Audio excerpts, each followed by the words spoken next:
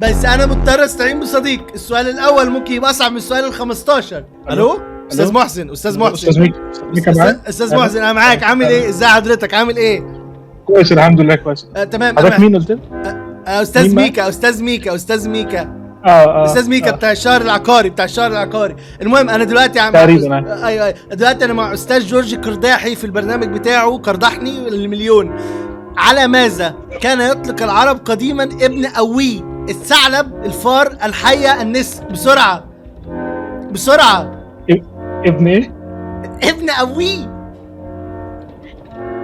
ابن أوي. أوي ازاي؟ ابن أوي كان بيتقال على مين؟ ثواني